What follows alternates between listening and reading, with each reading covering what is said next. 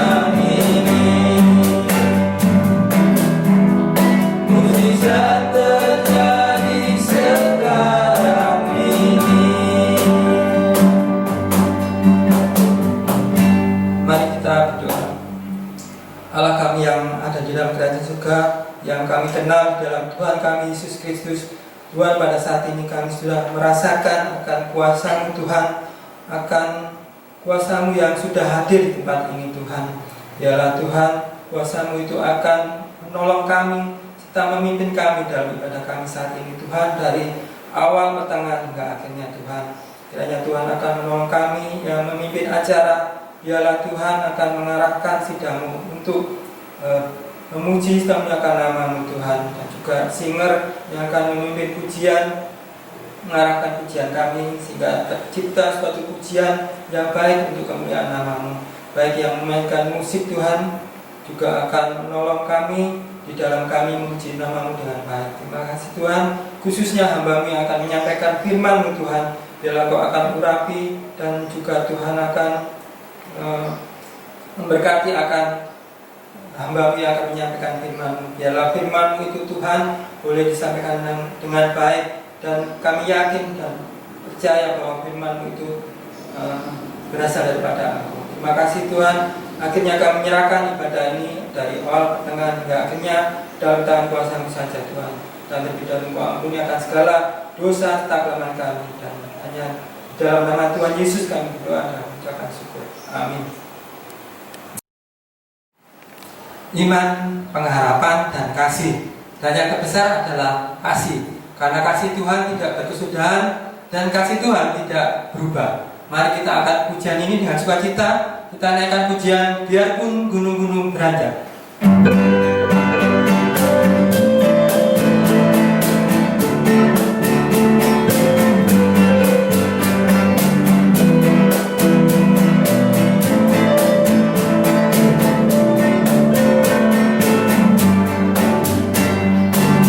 Biarpun gunung-gunung beranjak dan bukit-bukit pun bergoyang, tapi kasih setiamu tak akan beranjak dariku. Biarpun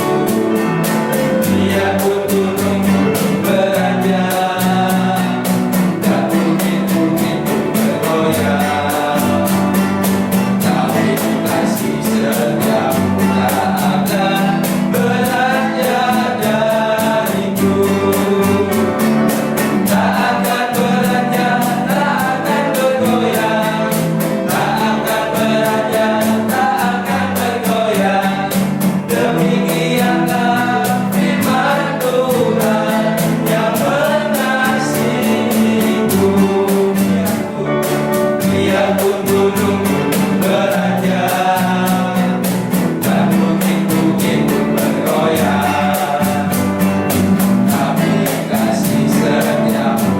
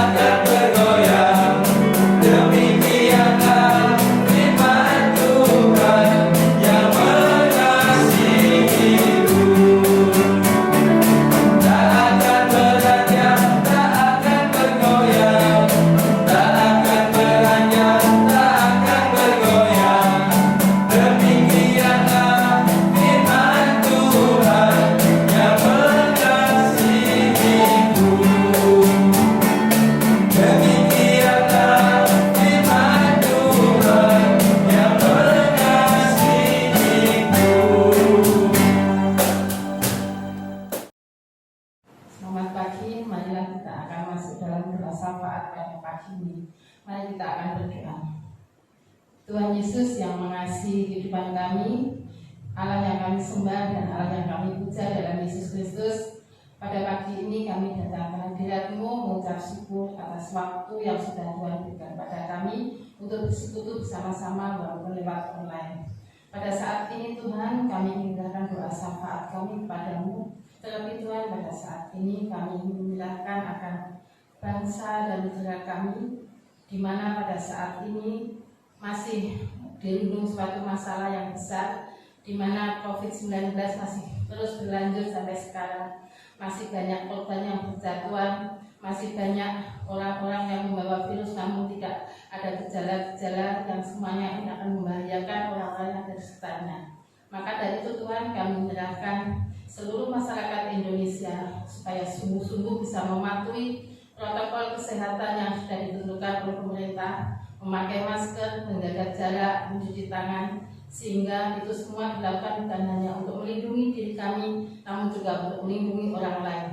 Kami menyerahkan akan pemimpin-pemimpin negara kami, mulai dari Bapak Presiden sampai RT/RW yang berbawah, supaya sungguh-sungguh bisa mengontrol semua rakyatnya, supaya sungguh-sungguh bisa mematuhi semua aturan-aturan yang ada. Juga masalah-masalah yang saat ini sedang memanas, yaitu demo tentang Undang-Undang Cipta Karya, Tuhan menolong masyarakat yang belum mengerti akan undang-undang ini, supaya sungguh-sungguh Tuhan berikan pemahaman yang dalam bahwa semua sudah diatur oleh pemerintah demi keamanan dan demi kemakmuran masyarakat Indonesia. Maka dari itu Tuhan tolonglah berikanlah keamanan bangsa dan negara kami dari semua demo yang merusak dan merugikan masyarakat. Terima kasih Tuhan Yesus. Kami juga menyerahkan akan ekonomi bangsa kami. Tuhan akan pulihkan, Tuhan akan kembalikan seperti sedia kala, sehingga rakyat Indonesia bisa kembali bekerja, bisa kembali hidup makmur dan bersukacita. Terima kasih Tuhan Yesus. Kami juga menyerahkan akan gereja kami, di mana Tuhan pada saat ini kami memerlukan seorang gembala sidang. Tuhan akan mengirimkan gembala sidang kepada gereja kami, orang yang sungguh-sungguh terpilih, orang-orang yang sungguh terbeban dan merasa terpanggil untuk melayani gereja kami, gereja yang kecil di tengah-tengah kampung, yang bisa menyayangi jemaat yang tua, yang muda, dan yang anak-anak. Tuhan akan menolong kami jemaat Betania untuk terus bergumul dan berdoa untuk mendapatkan semuanya ini. Terima kasih Tuhan Yesus. Kami menyerahkan seluruh jemaat Betania ke tangan kuasa-Mu. Tuhan memberkati mereka semua. Tuhan akan menolong mereka semua dalam kesehatan, dalam kehidupan sehari-hari, dan dalam kecukupan berkat yang diterima setiap hari. Terima kasih Tuhan Yesus. Hanya dalam nama Tuhan Yesus sebagai Tuhan dan Juru Selamat kami naikkan doa syafaat kami ini. Amin. Bacaan hari ini diambil dari Kisah Para Rasul 8 ayat 26 sampai 40 dari perikop sida-sida dari tanah Ethiopia. Kemudian berkatalah seorang malaikat Tuhan kepada Filipus, katanya, "Bangunlah dan berangkatlah ke sebelah selatan, menurut jalan yang turun dari Yerusalem ke Gaza. Jalan itu jalan yang sunyi." Lalu berangkatlah Filipus, adalah seorang Ethiopia, seorang sida-sida, pembesar dan kepala perbendaharaan Sri Kandake, Ratu negeri Ethiopia, yang pergi ke Yerusalem untuk beribadah. Sekarang orang itu sedang dalam perjalanan pulang dan duduk dalam keretanya sambil membaca kitab Nabi Yesaya. Lalu kata Roh kepada Filipus, "Pergilah ke situ dan dekatilah kereta itu." Filipus segera ke situ dan mendengar sida-sida itu sedang membaca kitab Nabi Yesaya. Kata Filipus, "Mengertikah Tuhan apa yang Tuhan baca itu?" Jawabnya, "Bagaimanakah aku dapat mengerti kalau tidak ada yang membimbing aku?" Lalu ia meminta Filipus naik dan duduk di sampingnya. Nas yang dibacanya itu berbunyi seperti berikut. Seperti seekor domba, ia dibawa ke pembantaian, dan seperti anak domba yang keluh di depan orang yang menggunting bulunya. Demikianlah ia tidak membuka mulutnya. Dalam kehinaannya berlangsunglah hukumannya.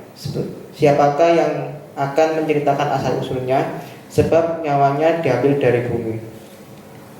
Maka kata sida-sida itu kepada Filipus, "Aku bertanya kepadamu, tentang siapakah Nabi berkata demikian? Tentang dirinya sendiri atau tentang orang lain?" Maka mulailah Filipus berbicara dan bertolak dari nas itu, ia memberitakan Injil Yesus kepadanya. Mereka melanjutkan perjalanan mereka dan tiba di suatu tempat yang ada air. Lalu kata sida-sida itu, "Lihat, di situ ada air. Apakah halangannya jika aku dibaptis?" Saud Filipus, "Jika Tuhan percaya dengan segenap hati, boleh." Jawabnya, "Aku percaya bahwa Yesus Kristus adalah Anak Allah." Lalu orang Ethiopia itu menyuruh menghentikan kereta itu, dan keduanya turun ke dalam air, baik Filipus maupun sida-sida itu, dan Filipus membaptis dia. Dan setelah mereka keluar dari air, Roh Tuhan tiba-tiba melarikan Filipus, dan sida-sida itu tidak melihatnya lagi. Ia meneruskan perjalanannya dengan sukacita. Tetapi ternyata Filipus ada di Asdod. Ia berjalan melalui daerah itu dan memberitakan Injil di semua kota sampai ia tiba di Kaisarea.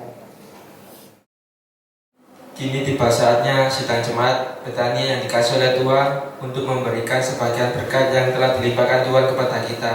Caranya dengan mengumpulkannya di kotak persembahan Rombongan Tuati atau transfer di rekening yang ada di layar. Mari kita berdoa. Tuhan Yesus, Engkau Allah Bapa kami yang bertata di dalam kerajaan surga. Engkau yang Maha Pengampun, Engkau yang Maha Kuasa, Engkau yang Maha Pemberi, Engkau yang Maha Tahu, Engkau yang Maha segalanya Bapa. Bapa, sebentar lagi kami akan memberikan sebagian berkat yang Kau limpahkan pada kami Bapa. Semoga berkat yang kami berikan berguna untuk gereja ini maupun keperluan yang lainnya. Dalam nama Tuhan Yesus Haleluya kami percaya, amin.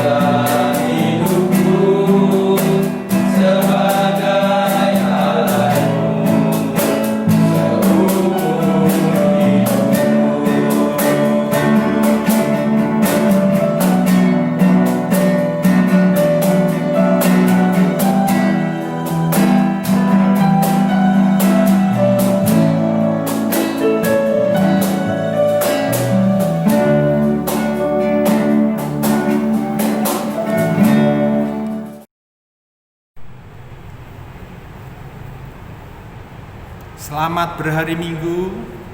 Salam, salam sehat Jemaat Betania Surabaya. Kembali kita bertemu dalam sebuah ibadah yang indah, yang memberkati, yaitu ibadah kita kepada Tuhan. Bapak, Ibu, Saudara, belakangan ini ada satu istilah keagamaan yang viral, yaitu murtadin. Hanya sayangnya istilah itu hanya berlaku untuk satu golongan tertentu dan itu tidak memiliki sebuah nilai kebenaran yang universal. Nah, oleh karena itu yang kaitannya dengan murtadin dan kaum beriman kita perlu menggali bersama-sama. Kalau minggu yang lalu kita mempelajari tentang pertobatan, hari ini kita mempelajari tentang iman. Dan apa yang akan kita pelajari pada hari ini berdasarkan Kisah Para Rasul pasal 8 ayat 26 sampai 40 seperti yang sudah kita baca tadi. Ketika kita mempelajari tentang orang beriman, kita dapat belajar yaitu kepada Abraham atau Ibrahim. Dia dikenal sebagai bapak orang beriman. Mengapa demikian? Ketika dia dipanggil Tuhan, Tuhan memilih dan berkenan kepadanya. Lalu Tuhan mengajak Abraham untuk melihat ke langit, bahwa keturunannya akan seperti bintang-bintang di langit, bahwa keturunannya akan seperti pasir yang ada di tepi pantai, yang tak terhitung jumlahnya. Padahal Abraham pada saat itu usianya sudah lanjut, dan uniknya Abraham percaya. Nah, kepercayaan atau iman Abraham di sini yang diperhitungkan sebagai kebenaran di hadapan Tuhan. Lalu selanjutnya, siapakah anak-anak Abraham? Orang-orang yang beriman di sini, yaitu mereka yang percaya kepada janji-janji Allah. Janji yang telah disampaikan kepada Abraham, dan janji ini berlanjut sampai seterusnya.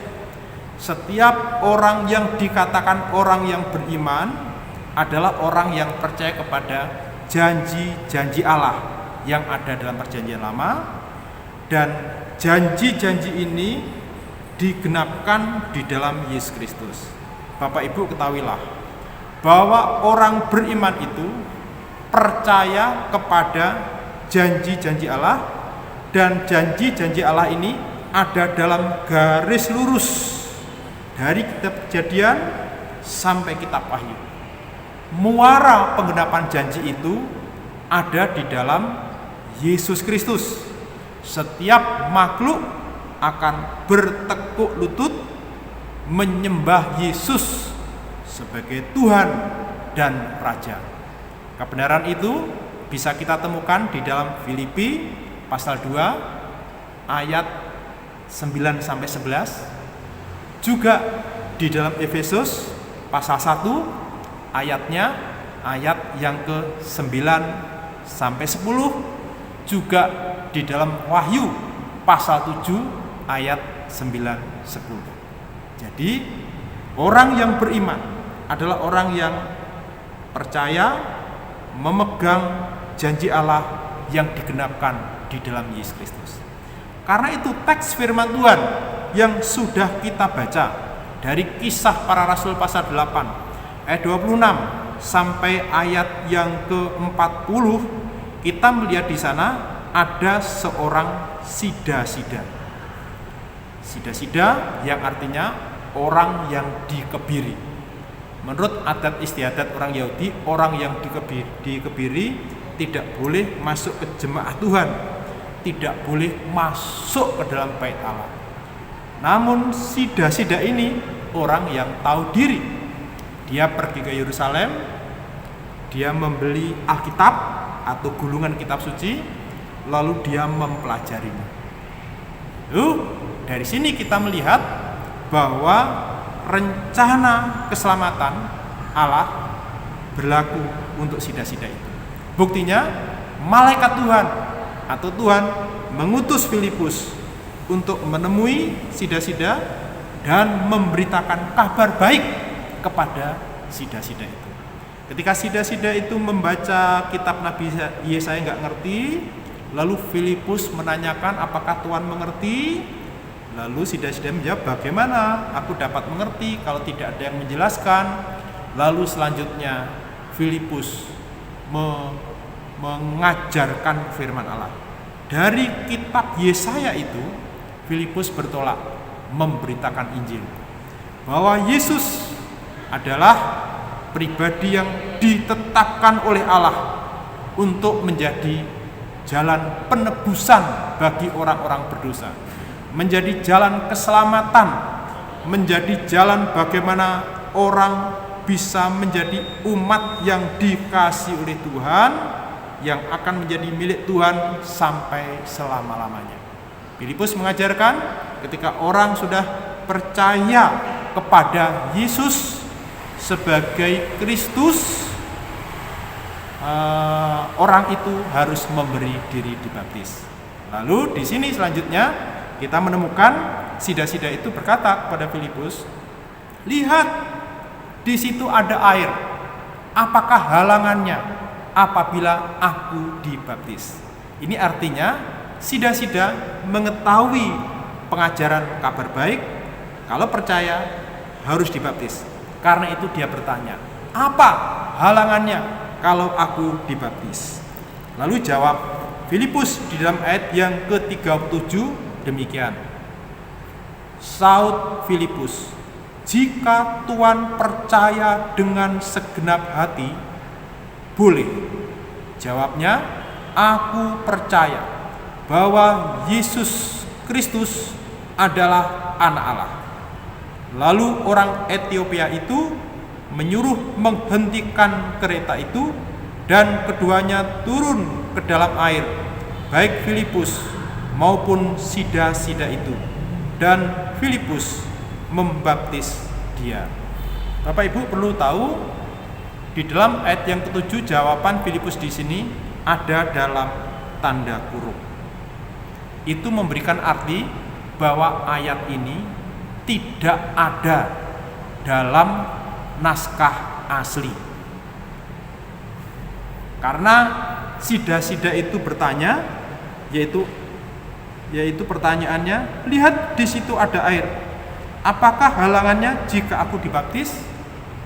Dan setelah ada pertanyaan tidak ada jawaban, lalu langsung sida-sida dan Filipus itu turun ke air. Filipus membaptis sida-sida itu. Seperti ada sesuatu yang hilang. Karena itu bapak-bapak gereja di abad yang ketiga menambahkan ayat ini. Dan ketika bapak-bapak gereja menambahkan ayat ini, itu tidak bertentangan dengan isi Injil. Yesus Kristus mengajarkan tentang orang harus bertobat, percaya dengan segenap hati, dan dibaptiskan. Jadi tidak bertentangan. Jadi ini adalah satu bagian firman Allah yang utuh dalam seluruh keutuhan Alkitab, baik perjanjian lama maupun perjanjian baru. Jadi syarat seseorang itu bisa dibaptiskan kalau orang itu percaya dengan segenap hati. Lalu Filipus sida-sida menjawab, aku percaya Yesus Kristus adalah anak Allah. Perhatikan pernyataan sida-sida di sini yang sesungguhnya memiliki makna yang dalam ya. Sida-sida percaya kepada Yesus yang artinya juru selamat, Kristus yang artinya yang diurapi, yang layak syah untuk memerintah sebagai raja, dan percaya kepada bahwa Yesus adalah anak Allah, menunjukkan sebuah keilahian Yesus. Bapak Ibu, ini adalah iman atau kepercayaan yang dimiliki oleh Sida-Sida. Ketika Sida-Sida memiliki kepercayaan atau iman seperti ini, sesungguhnya ada 3 unsur yang dimiliki oleh Sida-Sida yang perlu kita miliki. Yang pertama, unsur akal. Ketika Sida-Sida mendengarkan pengajaran kebenaran yang disampaikan oleh Filipus, dia menerima secara akal, setuju secara akal. Lalu yang kedua, secara hati, pintu hati membuka dan menerimanya. Jadi oleh karena itu dia mengungkapkan kepercayaannya dengan segenap hati. Lalu yang ketiga adalah penyerahan diri. Setelah percaya, dia menyerahkan dirinya kepada kepercayaan itu. Karena itu dia memberi diri dibaptis sebagai bukti penyerahan diri, yang selanjutnya terus mengandalkan Yesus dalam segala perkara dalam menghadapi kehidupan ini. Jadi Bapak, Ibu, Saudara, sesungguhnya inilah unsur iman yang benar. 3, akal menyetujui, hati menerima, lalu ada penyerahan hidup. Ini adalah iman yang benar. Minggu yang lalu, pertobatan yang benar. Dan iman yang benar ini perlu kita miliki. Bukan hanya pada saat mau dibaptiskan punya iman seperti itu. Harus kita miliki sampai seterusnya. Lalu bagaimana supaya kita bisa memiliki iman yang benar di masa ini? Ingatlah, firman Tuhan memberikan peringatan. Yang terdahulu akan menjadi yang terkemudian, atau yang awal akan menjadi yang terakhir. Ini memberikan sebuah peringatan. Orang-orang yang telah percaya terlebih dahulu, kalau tidak hati-hati, pada akhirnya akan menjadi orang yang terbelakang, yang akan ditinggalkan pengabdian, pelayanannya kepada Tuhan oleh orang-orang yang baru percaya. Karena itu kita perlu memelihara iman. Bagaimana supaya kita bisa memiliki iman yang benar? 1, seperti Sida-Sida tadi, kita perlu memiliki kerinduan, haus terhadap firman Tuhan seperti Sida-Sida, ya. Walaupun dia tidak diperkenan, dia beli Alkitab lalu membaca. Itu menunjukkan ada rasa haus. Jadi kita harus memiliki rasa haus akan firman Tuhan. Setiap saat datang kepada Tuhan, setiap saat berbakti kepada Tuhan, setiap saat membaca Alkitab firman Tuhan. Itu yang pertama. Yang kedua, kita juga harus percaya dengan segenap hati apa yang dinyatakan di dalam Alkitab itu. Jadi percaya dengan segenap hati. Kata segenap hati itu selanjutnya memberikan pengertian kita terus mengandalkan Tuhan, mengikuti apa yang dikatakan oleh firman itu. Lalu yang terakhir, kita harus membangun ketaatan mutlak terhadap firman Tuhan tanpa pilih-pilih. Sekali lagi, seperti Sida-Sida itu, dia begitu mendengar, dia langsung percaya.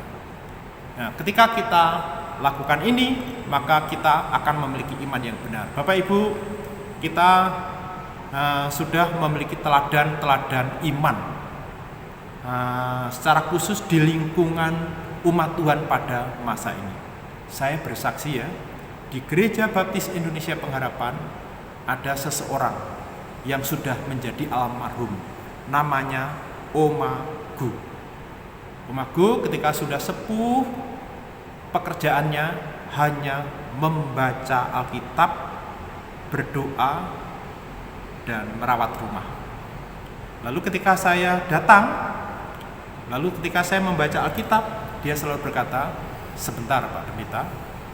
Lalu dia ambil kertas, lalu dia menuliskan ayat yang saya bacakan, dan selanjutnya dia menuliskan.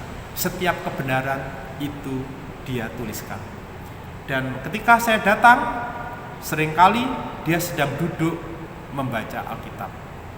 Sampai akhir hidupnya, di hari dia meninggal dunia, dipanggil Tuhan, hari itu juga dia masih membaca Alkitab, dia masih hidup dalam persekutuan doa. Lalu dia berkata pada kawan-kawannya, aku tak tidur dulu karena dadaku sesek. Setelah tidur dulu, dia tidur sampai selama-lamanya. Dan dia ketika meninggal memberikan pesan-pesan yang sangat ajaib. Pesan-pesannya, satu, kalau aku meninggal dunia, tolong hubungi Gereja Baptis Indonesia Pengharapan dan Gereja Baptis Indonesia Immanuel. Ketika aku nanti meninggal dunia, aku tidak perlu peti yang mahal-mahal, yang biasa saja. Nanti ketika aku sudah meninggal dunia, aku tidak perlu doakan karena aku sudah yakin bersama-sama dengan Tuhan. Nah, ini adalah sebuah kesaksian orang yang beriman, karena dalam keseharian membangun relasi dengan Tuhan, menikmati firman Tuhan, dan terus taat. Salah satu ketaatan yang saya baca, setiap saat dia selalu mengirimkan perpuluhan ke gereja. Luar biasa. Nah, dari sini Bapak Ibu ada panggilan. Panggilan yang pertama, kalau ada di antara Bapak, Ibu, Saudara di sini yang belum sungguh-sungguh mengambil keputusan percaya kepada Yesus seperti kepercayaan yang dimiliki oleh sida-sida ini, sekarang percayalah. Lalu kepada mereka, kepada saudara yang sudah percaya lama tetapi tidak memiliki kehausan, tidak memiliki iman yang benar, ini saatnya saudara memperbarui iman saudara kepada Tuhan, supaya imanmu berkenan di hadapan Tuhan dan engkau akan hidup bersama-sama Tuhan sampai selama-lamanya. Amin. Kita berdoa. Bapa dalam surga, biarlah kebenaran firman-Mu yang sudah kami dengar pada hari ini menolong setiap orang yang belum mengambil keputusan percaya akan percaya, yang sudah percaya akan terus membangun dan memperbarui imannya di hadapan Engkau, supaya kami semua menjadi orang beriman yang berkenan di hadapan. Di dalam nama Tuhan Yesus kami berdoa. Amin.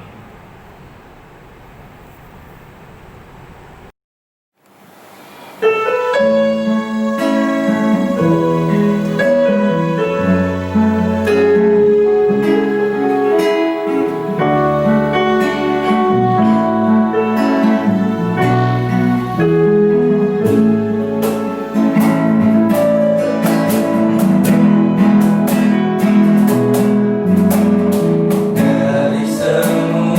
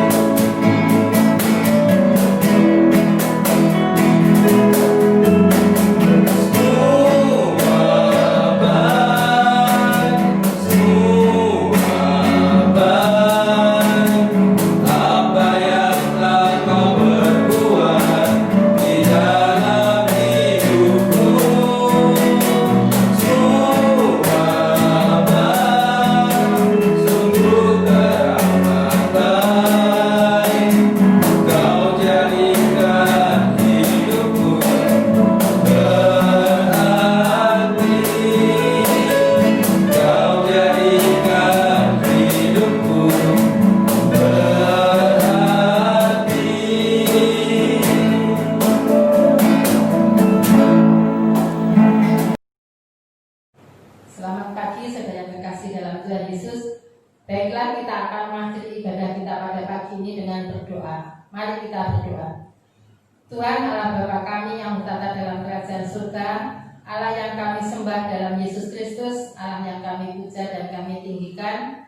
Pada pagi ini Tuhan kami mengucap syukur atas waktu di mana kami boleh mendengarkan firman yang sudah Tuhan sampaikan melalui hamba-Nya. Dan biarlah firman itu akan menjadikan berkat bagi kehidupan kami dari hari lepas hari. Tolonglah kami Tuhan, anak-anak-Mu yang sudah mendengar firman ini, supaya menjadi pelaku-pelaku dari firman itu, sehingga iman kami juga bisa bertumbuh. Dan saudara-saudara yang terkasih pada saat ini, pulanglah dengan membawa damai sejahtera yang dari Allah Bapa, Allah Anak, dan Allah Roh Kudus. Dan biarlah berkat dari Tuhan Allah kita Yesus Kristus menyertai kalian semua, dari sekarang sampai selama-lamanya. Amin.